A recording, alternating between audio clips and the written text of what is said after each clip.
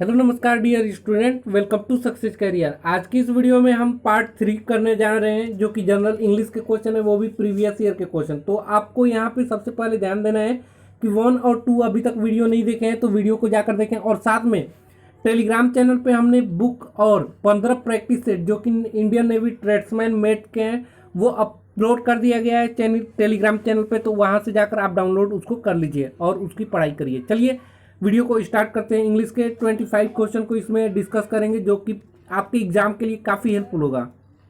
आपको सावधानी पूर्वक वीडियो को देखना है और सभी आपको माइंड में रखना है कि किस टाइप का क्वेश्चन एग्जाम में पूछेगा, उसके हिसाब से अपनी तैयारी भी करना है।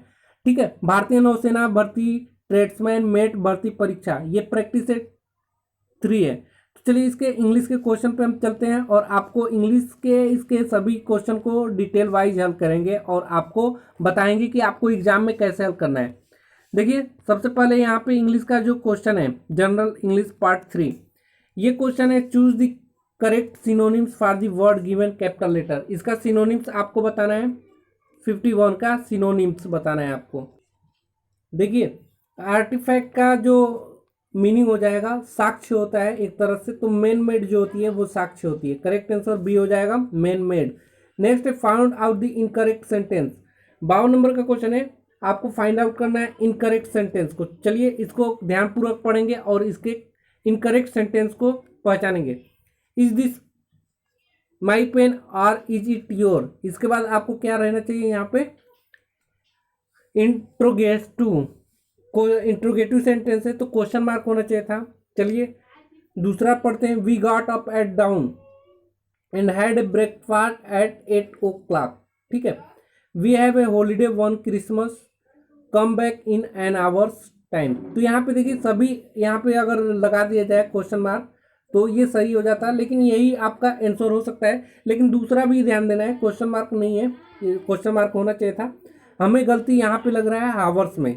ठीक है, आवर्स जो है यहाँ पे गलत है, आवर्स ऐसे नहीं लिखा जाएगा, इसमें एपोस्ट्राफी एस नहीं लगाया जाता है। ठीक है, तो करेक्ट आंसर ये हमारा क्या हो जाएगा, यहाँ पे देखा जाए तो डी हो जाएगा। नेक्स्ट क्वेश्चन 53 से 55 तक डायरेक्शन देख लीजिए, इसमें क्या करना है 53 से 55 तक। इन द फॉलोइंग क्वेश्चन, इस क्वेश्चन में some parts of the sentence, कुछ पार्ट जो है सेंटेंस के इरर हैं। सम आर करेक्ट, कुछ करेक्ट हैं। Find out which part of the sentence has an error. The number of part that is answer if a sentence is free from error then your answer is D, no error. यानी कि आपको sentence को पढ़ना है और समझना है कि कौन से पार्ट्स में आपका गलती है। जो गलती पार्ट्स हैं वही आपका आंसर होगा। यदि सेंटेंस में गलती नहीं दिखेगा तो आपका नो इरर करेक्ट आंसर हो जाएगा। तो चलिए 53 नंबर के क्वेश्चन को पढ़ रहे हैं। दिया when one hears of a incident about the plane crash he feels very sorry. ऐसा जो न्यूज़ जब उसने इंसिडेंट के बारे में सुना कि प्लेन क्रैश हो गई है तो वो बहुत ही क्या महसूस की, सॉरी महसूस की, दुखी। सॉरी मीन्स होता है दुखी। तो यहाँ आपको करेक्ट आंसर बताना है क्या। तो यहाँ पे ध्यान देंगे, यहाँ पे ध्यान देने वाली बात है यह है कि यहाँ पे दी की जगह ए इस्तेमाल होगा। यदि दी कब रहता है, जब स्पेशल केस हो तब इन दी का इस्तेमाल किया जाता है। लेकिन यहाँ पे दी की जगह, आर्टिकल दी की जगह ए का इस्तेमाल करेंगे। क्या इस्तेमाल करेंगे, ए का इस्तेमाल। अब आई देखकर आप ये ना कहिएगा कि इंसिडेंट में आपको एन लगाना चाहिए, तो ये आर्टिकल ए का प्रयोग होगा। स्पेशल केस होता तो यहाँ पे दी का इस्तेमाल करते हैं। नेक्स्ट क्वेश्चन पे बढ़ते हैं। I went there with a view to survey the entire procedure no error. तो देखिए यहाँ पे 54 में देखते हैं, सर्वे की जगह हमें क्या इस्तेमाल करना चाहिए था, यहाँ पे सर्वेइंग इस्तेमाल करना चाहिए था, क्योंकि आई वेंट देयर मैं वहाँ पहुँचा, with a view to surveying the entire procedure. सभी प्रोसीजर पे क्या करने के लिए, सर्वेइंग करने के लिए हमने वहाँ पहुँचा। नेक्स्ट क्वेश्चन बढ़ते हैं। तो इसमें इरर पार्ट कौन सा है, बी वाला पार्ट से। नेक्स्ट क्वेश्चन बढ़ते हैं 55 में। दिया it had laid in the closest for a week before we found it, no error. देखिए 55 नंबर का जो क्वेश्चन है आपको आंसर बताना है यहाँ पे। तो आपको यहाँ पे हैड लेड दिया है, हैड लेड की जगह हमें क्या इस्तेमाल होना चाहिए था, हैड लेड की जगह हमें इस्तेमाल करना चाहिए था हैड बीन। ठीक है, it had been in the closest for a week before we found it. नेक्स्ट क्वेश्चन बढ़ते हैं 56 से 57। इसमें आपको डायरेक्शन पढ़ लेना है। In the following question sentence are given with blanks to be fill, यानी कि ब्लैंक्स दिया हुआ है और 4 अल्टरनेटिव सजेस्ट किए गए हैं, उसी में से आपको आंसर देना है।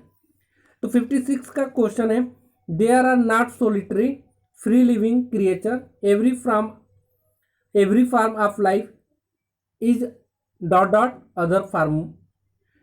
तो यहाँ पे आपको भरना है depends on, parallel to, overshadow by या सिग्रीगेटेड फ्रॉम।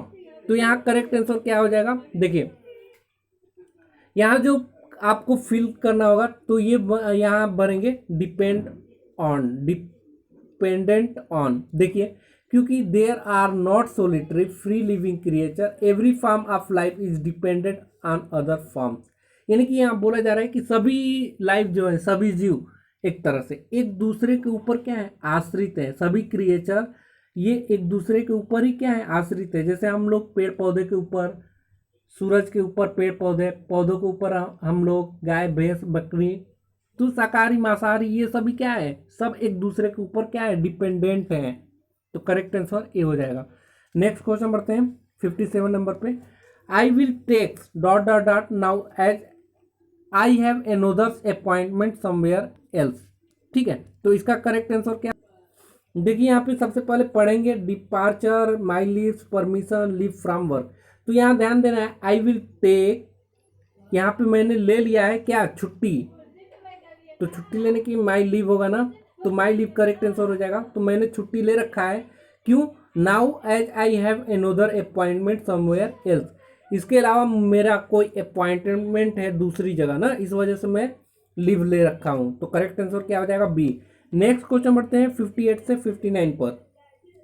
दिया है, in the following questions out of 4 alternative choose the one which best express in the meaning of the given below, यानी कि आपको जो कैपिटल लेटर में यहाँ पे लिखा हुआ है उसका मीनिंग बताना है। तो एबनॉर्मल दिया हुआ है, क्या दिया हुआ है, एबनॉर्मल। तो एबनॉर्मल का मतलब आपको आना चाहिए, एबनॉर्मल का मतलब क्या होता है, अनयूजुअल या इरेगुलर, असामान्य जिसे बोल सकते हैं, unnatural, different from what usual, जो भी है यूजुअल होता है।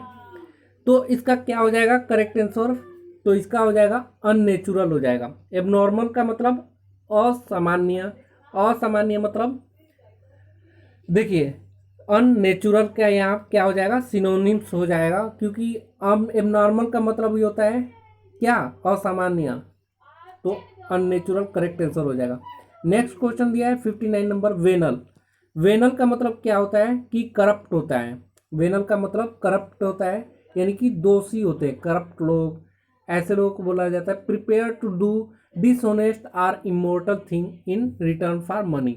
ठीक है, ऐसे लोगों को करप्ट बोला जाता है कि जो लोग धोखा दें, किसी से बेईमानी करें, उन्हें करप्ट लोग बोलते हैं। तो इसका वेनल का क्या आंसर हो जाएगा, करप्ट आंसर हो जाएगा। नेक्स्ट क्वेश्चन बढ़ते हैं 60 से 61 तक, यानी कि 2 क्वेश्चन।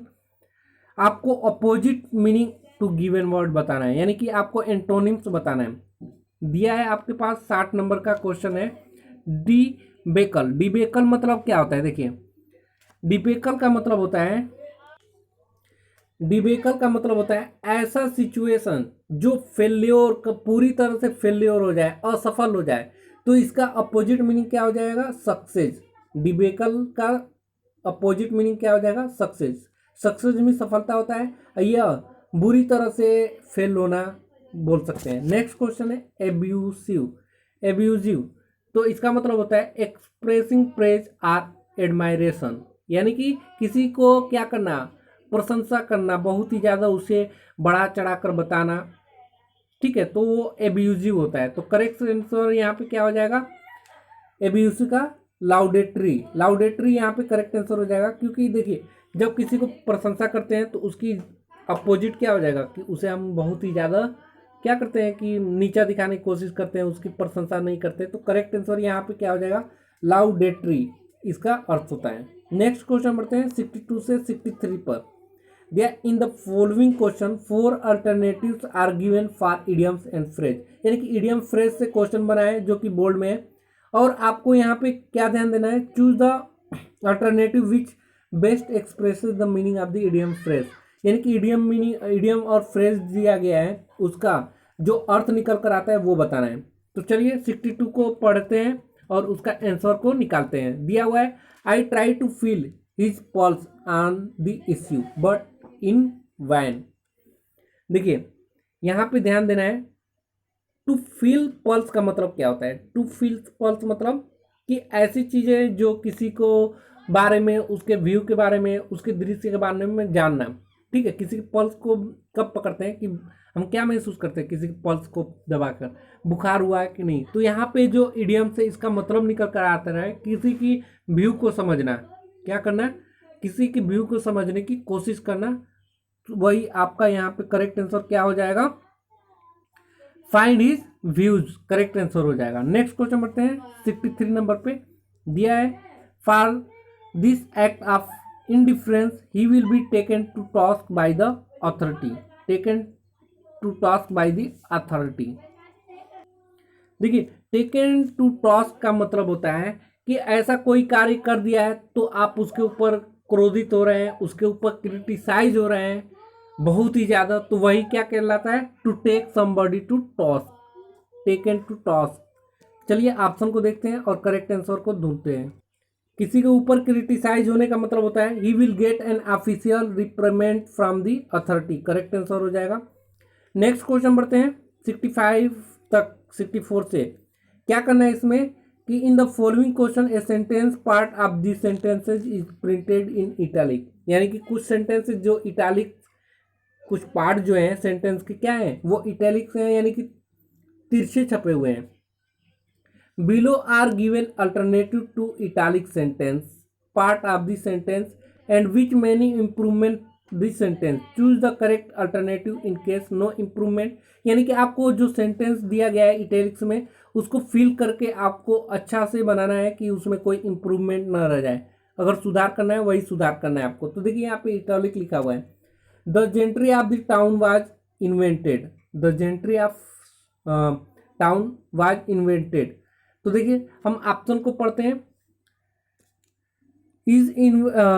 इज इन्वाइटेड या हैज बीन इन्वाइटेड या वेयर इन्वाइटेड या नो इम्प्रूवमेंट। तो gentry of the town was invited जो दिया है, तो जेंट्री जो होगा ये एक प्लूरल फॉर्म का निर्माण करेगा, इसलिए यहाँ पे वेयर इन्वाइटेड करेक्ट आंसर हो जाएगा, सी ऑप्शन सही हो जाएगा।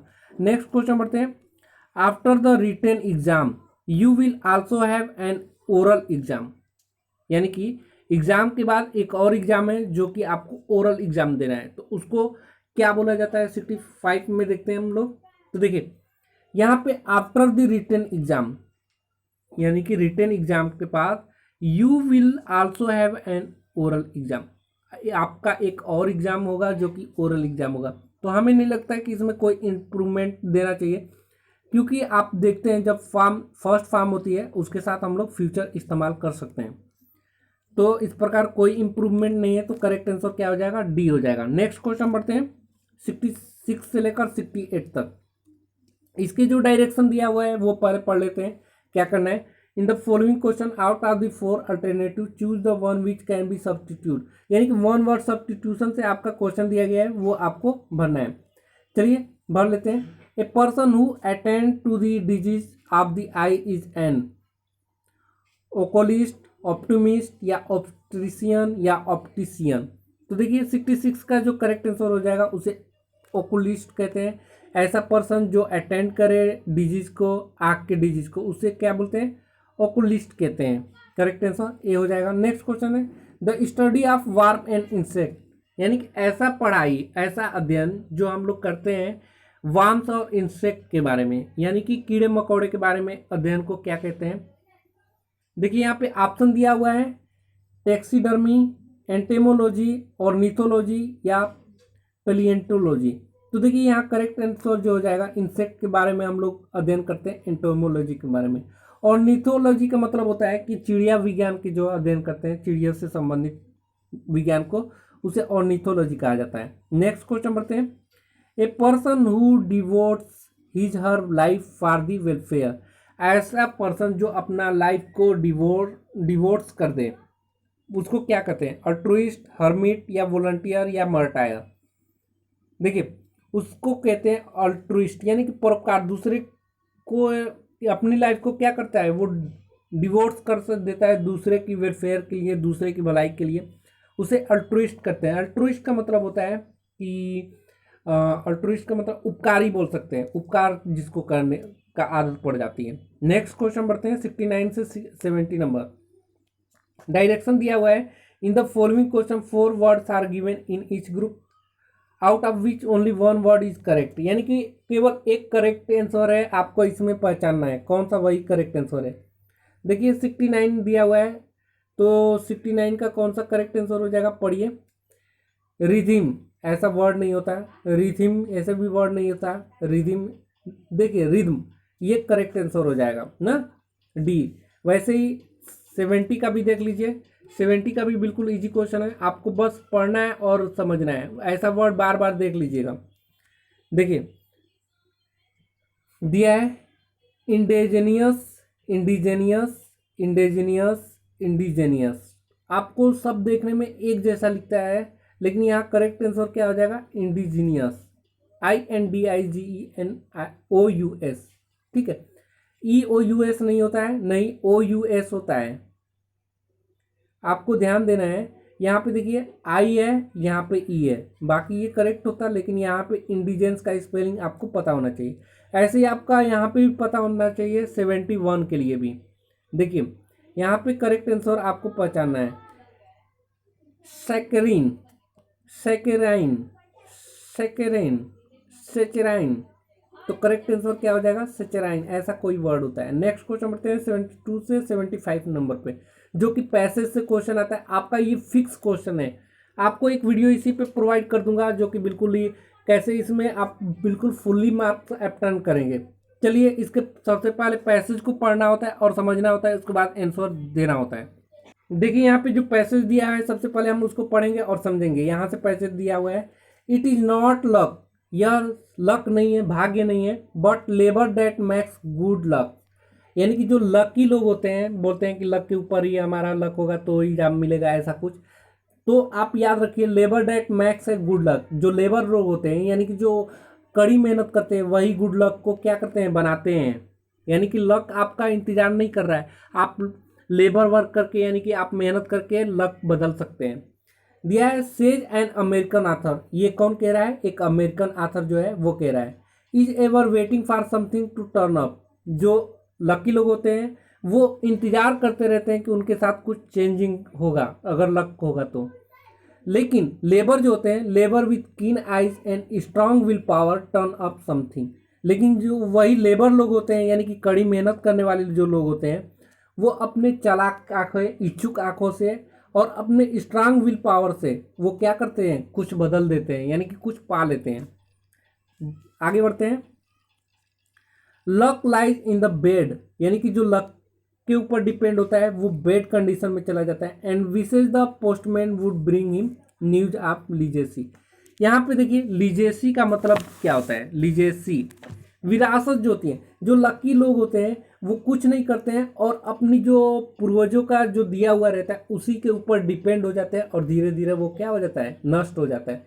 लेकिन लेबर के बारे में क्या कहा गया है, labour turns out at 6, labour क्या करते हैं, बहुत ही मेहनत करते हैं। टर्न आउट 6 मतलब दिन में 24 घंटे में 6 घंटे वो अपने लक्ष्य के ऊपर वर्क करते हैं।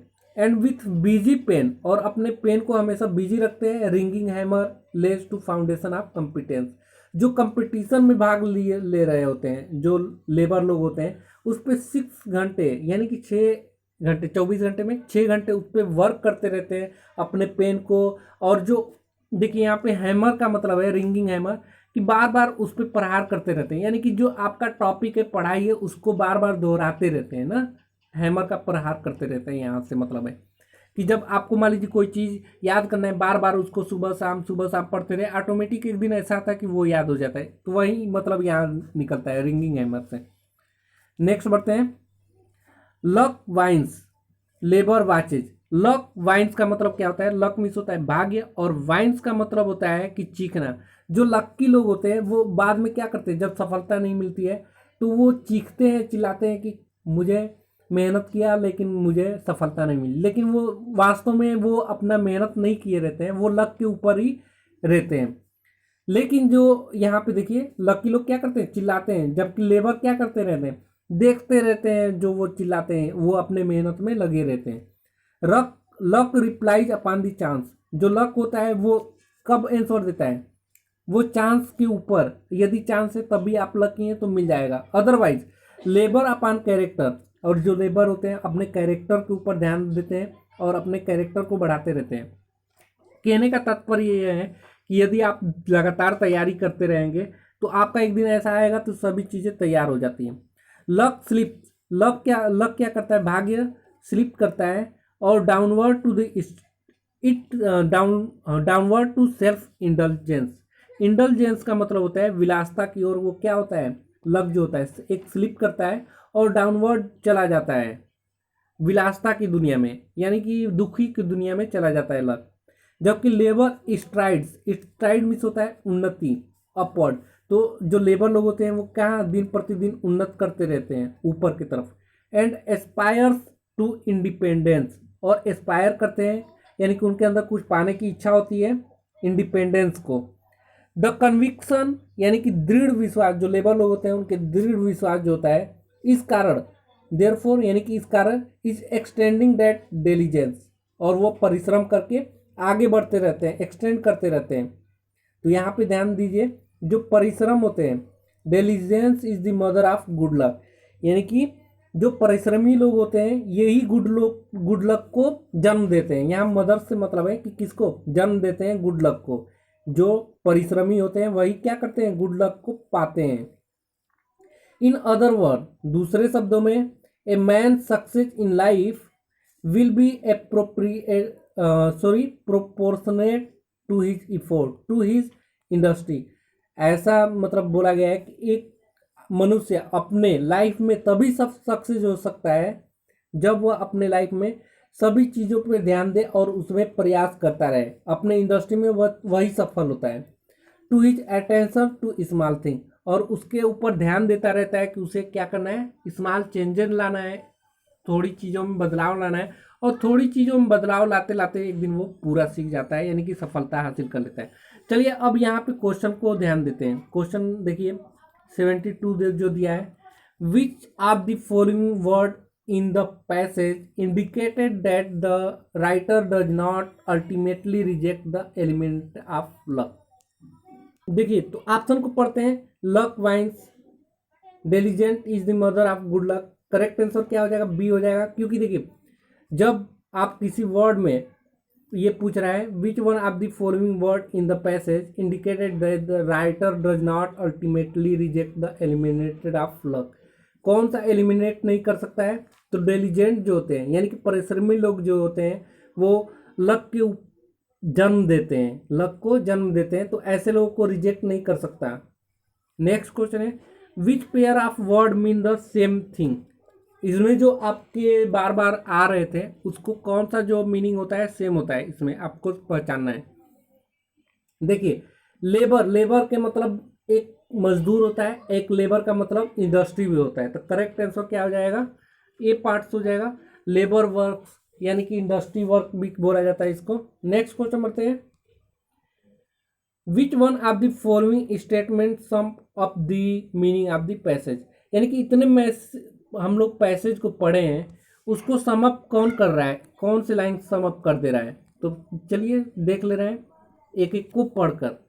दिया है लक वेट्स, लकी लोग क्या करते हैं, इंतजार करते रहते हैं, एंड कंप्लेंस और शिकायत भी करते हैं, विदाउट वर्किंग, बिना वर्क किए।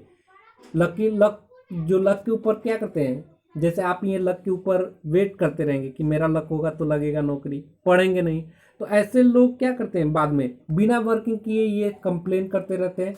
जबकि वाइल लेबर अचीव सक्सेस, जबकि लेबर क्या करते हैं, परिश्रमी लोग जो होते हैं वो अचीव सक्सेस को प्राप्त करते हैं, आल्दो इट कंप्लेन्स, तब यदि वह क्या करते हैं, कंप्लेन करते हैं। यद्यपि आप वो लक के ऊपर हैं तो आप भी आज से मेहनत करना स्टार्ट कर दें, क्योंकि आपने अभी पढ़ा है कि क्या पढ़ा हुआ है कि जो था आपका अभी एक लाइन ऊपर मैं बता दे रहा हूँ, diligence is the mother of good luck, यानी कि परिश्रम ही क्या करता है, एक अच्छे लक को जन्म देता है। नेक्स्ट क्वेश्चन बढ़ते हैं 75 नंबर। दिया है dot dot dot labour turns out at 6 and with busy pen ringing hammers lays to the foundation of competence. What does this statement mean? इस स्टेटमेंट का मतलब क्या है?